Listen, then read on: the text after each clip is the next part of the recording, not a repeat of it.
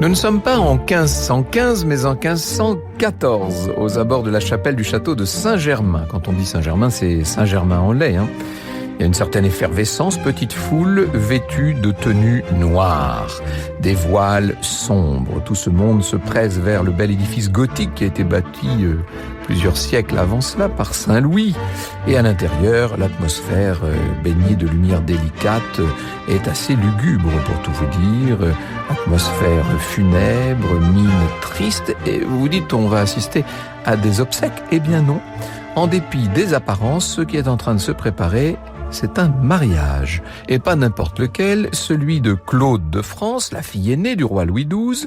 Elle a 14 ans, la petite Claude, avec son cousin François d'Angoulême, qui lui en a presque 19 maintenant. C'est lui qui, très vite, va devenir le roi François Ier. Si, pour reprendre la formule d'André Castelot, il n'y a ni joute, ni trompette, ni ménestrel pour célébrer cette noce, c'est que la cour est encore en grand deuil. On porte le deuil de la mère de la mariée, la reine Anne de Bretagne, qui quelques mois plus tôt a été emportée lors d'un hiver très rigoureux. Sous les voûtes de la chapelle, le jeune François est rayonnant. Il est aussi athlétique, il est aussi désirable que sa fiancée, disons-le, présente une allure un peu ingrate. Certains diraient repoussante, ils exagèrent un peu. Je cite André Castelot. La jeune fille savoure son bonheur malgré sa robe de deuil. Elle contemple avec admiration cet homme aimé par toutes les femmes de France et qui devient son mari. Vêtu d'un pourpoint de damas noir incrusté de velours, François regarde à peine cette femme-enfant que la politique lui impose. On s'en doute, il n'éprouve pas un extrême désir à l'idée de serrer dans ses bras cette petite boiteuse boulotte qui est pourtant, c'est la chronique d'Anjou qui l'affirme, un vrai miroir de pudicité, de sainteté et d'innocence. Voilà ce que devrait regarder François. Dans l'assistance, les regards sont un peu incrédules face à cette mariée en noir qui traîne un peu la jambe. Donnera-t-elle au moins une descendance au royaume ? On prête au futur souverain cette méchante confession qui, sans doute, relève de la légende, mais enfin c'est révélateur ce genre de choses. J'estime certes cette fille du roi, dit-il, mais je ne pourrai jamais l'aimer. Rien dans sa personne ne me séduit, mais qu'importe, je la veux, cet enfant, question d'état. Pour l'amour, il est d'autres prés où, sans presque me baisser, j'aurais tout loisir de cueillir à foison les plus capiteuses corolles. C'est pas très élégant tout de même. Franck Ferrand sur Radio Classique. Et pourtant, à sa naissance, la princesse Claude voyait s'ouvrir devant elle normalement un avenir radieux. Elle était née le 13 octobre 1499 sur les bords de la Saudre, au château de Romorantin, très important à l'époque. Ses parents, contrairement à l'usage, se sont montrés affectueux. Elle a été élevée d'une façon presque moderne, enfant entouré de tendresse, de soins, qui a disposé d'une suite impressionnante en 1505. De grandes fêtes de Pâques données à Blois autour de la fillette sont restées dans les mémoires. C'est Brantôme qui écrit « Elle fut fort aimée du roi Louis et de la reine Anne, ses pères et mères, et était leur bonne fille et la bien-aimée, comme ils le lui montraient bien. Ils la firent déclarer et proclamer duchesse des deux plus belles duchés de la chrétienté, qui étaient Milan et la Bretagne, l'une venant du père et l'autre de la mère. Quelle héritière, s'il vous plaît !» C'est Brantôme qui dit ça. Et c'est vrai que la princesse, alors qu'elle ne marche à peine, est déjà au cœur de toutes les stratégies d'Europe. Par intérêt politique, son père se promet de la marier à l'héritier des Habsbourg, le futur Charles Quint. Parti éblouissant qui enchante la petite fille et qui enchante surtout sa mère. La reine Anne qui nourrit de grands espoirs pour elle. Louis XII, qui n'a toujours pas de fils, a lui un autre plan, puisque c'est à son cousin François d'Angoulême, qui est l'héritier présomptif du trône de France, qu'il a plutôt l'intention de marier Claude. Pour le roi, pas question de voir l'héritage de sa fille accroître le pouvoir d'un prince étranger, surtout d'un Habsbourg. En 1506, alors que Claude n'a que 6 ans, elle est fiancée à son cousin de 11. La fillette, qui déjà est un peu boiteuse, il faut bien dire, titube sous le poids d'un costume qu'on a trop chargé pour elle. C'est peut-être un symbole de son avenir, et quelques années plus tard, le mariage donc de Claude et de François est célébré, c'est ce que je vous racontais. La reine Anne vient de mourir à ce moment-là. Elle était très opposée à ce mariage. D'abord parce qu'elle n'aimait pas trop ce fringant François d'Angoulême, mais surtout parce qu'elle voulait garantir l'autonomie de son duché de Bretagne. Pour Claude, ce mariage franco-français n'est pas cependant sans avantage. comme le note Simone Berthière dans Les Reines de France au temps des Valois. Cette union lui épargne, je cite, les affres du déracinement, de l'arrachement au pays natal et le contact brutal avec un mari jamais vu, le plus souvent vieux et laid. C'est vrai qu'elle épouse un mari jeune et beau, et en plus il est français, donc elle va pouvoir rester chez elle. Il y a quand même une épreuve sans doute désagréable. Son père, qui espère encore avoir un héritier, va se remarier à 52 ans avec Marie d'Angleterre, charmante princesse anglaise qui est tout juste adulte. Certains prétendent que le jeune François n'est pas insensible au charme de la nouvelle reine.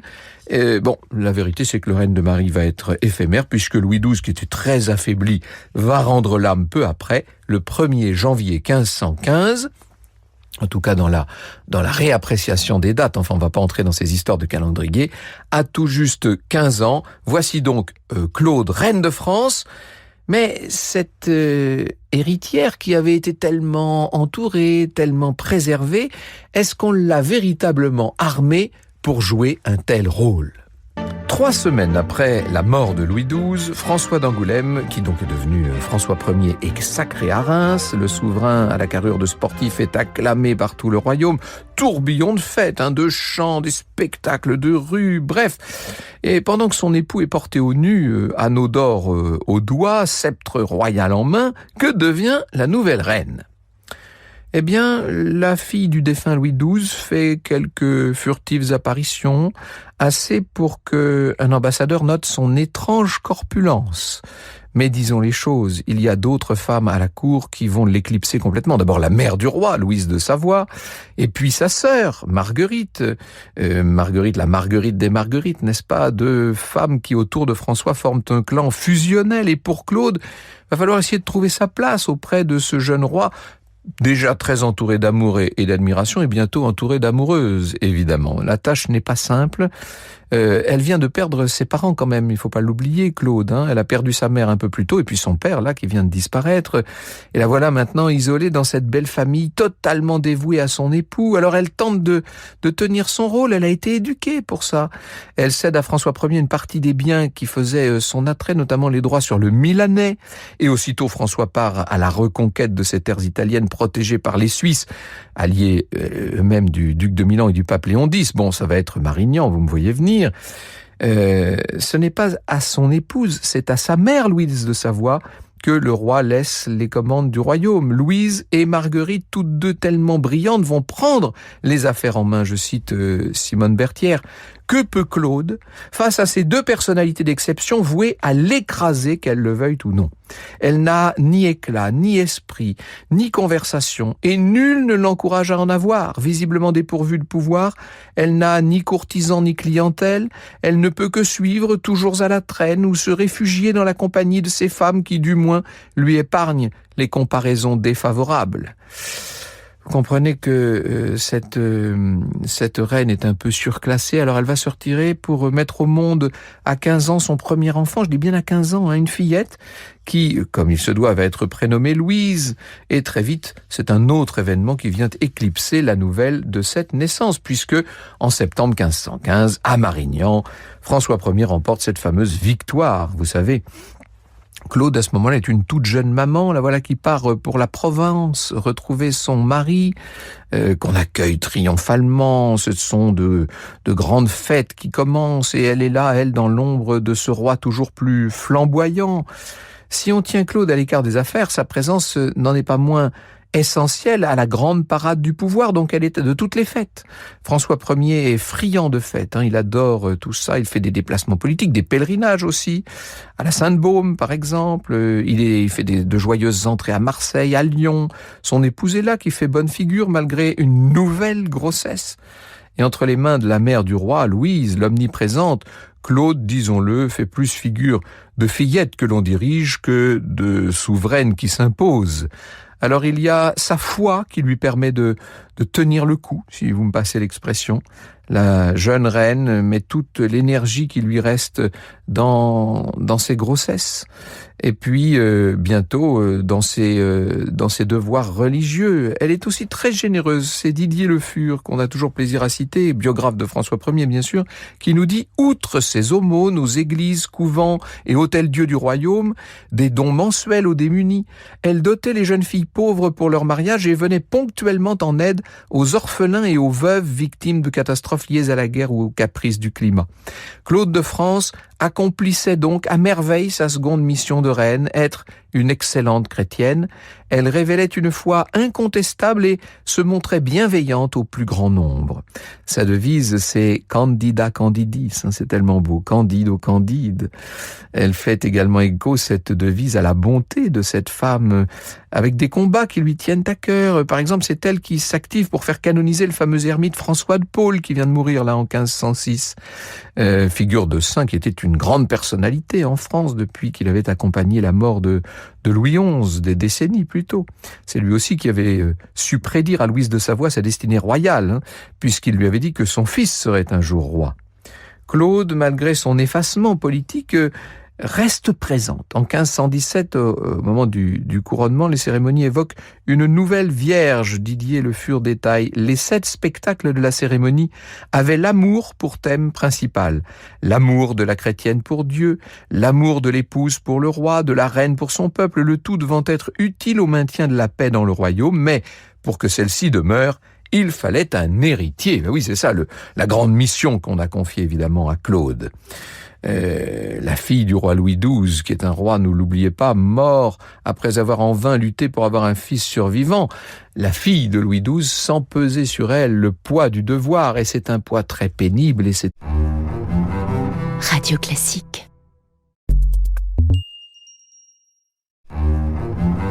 Radio Classique. C'est un poids obsédant. Quelques mois après son couronnement, nous sommes le 28 février 18, Claude accouche d'un 3e enfant, et cette fois c'est un fils. Ah, le royaume exulte, la bonne reine va tout de même jouer son rôle au-delà des espérances. Ce premier garçon s'appelle François, et elle va encore donner naissance à 2 autres fils, Henri, celui qui deviendra le roi Henri II, et puis Charles. Mais pour ce résultat, elle doit enchaîner les grossesses. 7 enfants en 10 ans, des naissances qui laissent leur empreinte sur le corps de Claude. Elle était déjà corpulente, mais alors là, elle est devenue complètement obèse, au point d'avoir même du mal maintenant à se déplacer convenablement. Elle ne peut plus vraiment superviser les soins donnés à ses enfants. Ça ne semble pas une préoccupation pour le roi. Qu'elle accouche, Louise de Savoie pourvoit au reste, en gros. C'est ça ce que pense le terrible François Ier. Vous savez ce que j'en pense, moi aussi. Simone Berthier résume: la reine n'existe que comme réceptacle tout provisoire du précieux fardeau qui assurera la survie de la dynastie. La direction même de sa maison échappe à la jeune femme dont le rôle se borne à mettre les enfants au monde. Aussitôt nés, ils sont confiés à des nourrices et elle est prête pour recevoir une fécondation nouvelle. La nurserie, c'est Louise qui la prend en main, y détermine les responsabilités et les règles, en fixe le rythme de vie. Hivers à Amboise, étés à Blois. Grand-mère autant que mère possessive, Louise se les approprie. Et il faut en plus qu'elle supporte la belle-mère, cette pauvre Claude. Vous imaginez, tout ça n'est pas amusant, d'autant plus que François est connu pour son amour des jolies femmes. Il a toutes sortes de liaisons plus ou moins connues de la cour. Louise de Savoie veille à la dignité de son fils. Pas question de voir sa ribambelle de maîtresse se pavaner au milieu des belles dames de la cour. Chacun doit être à sa place, surtout que François continue à accomplir son devoir conjugal après tout. Au fil du temps, Claude devient vraiment... elle a du mal, je vous dis, à se déplacer. Elle se trouve limitée au rôle de reine, ce qui après tout paraît énorme, mais le rôle de reine à la cour de France, chez les Valois au XVIe siècle, honnêtement, ça n'est pas grand-chose. Le roi, pour sa part, éprouve sans doute pour elle une espèce de tendresse. Il l'a épousée pour raison d'État, n'est-ce pas? Et maintenant, il a plutôt une forme de sollicitude pour l'espèce de calvaire qu'elle mène. Et pourtant, à 24 ans à peine, à force de donner la vie à tous ses enfants, c'est la sienne de vie qui, peu à peu, est en train de s'enfuir. Franck Ferrand sur Radio Classique. Et les forces de la reine quasi impotente s'épuise maintenant. À l'été 1524, l'inquiétude est à son comble, d'autant plus qu'un problème de peau lui ravage le visage. Elle avait vraiment pas besoin de ça, la pauvre. Son état général se détériore et le 26 juillet, elle allait avoir 25 ans, le 26 juillet 1524, Claude de France rend l'âme. Elle lègue à son fils aîné le duché de Bretagne, ce qui va permettre de garder la Bretagne dans le domaine royal. Le peuple est affligé, dit-on. François Ier lui-même a l'air très affecté, on le voit pleurer. Il aurait confié « Si je pensais la racheter par ma vie, je la lui baillerais de bon cœur. Et je n'eusse jamais pensé que le lien de mariage conjoint de Dieu fût si dur et difficile à rompre. » Bien, vous voyez, il est un peu tard pour avoir des regrets, mais il en a eu quand même. La reine Candide sera plus tard enterrée, évidemment, à la basilique de Saint-Denis. Est-ce que j'ose confier la conclusion à Simone Berthière ? Dépouillée par la mort de sa pesanteur corporelle, nous dit-elle, la reine Claude traverse l'histoire de France, ombre légère, sans y laisser d'autres traces que ses enfants. Connue de tous néanmoins, sans pour autant cesser d'être ignorée, elle survit dans la mémoire collective sous la forme d'un fruit auquel un inventif arboriculteur des jardins royaux avait donné son nom, un fruit délicat, charnu, au parfum de sucre et de miel, la reine Claude, la reine des prunes.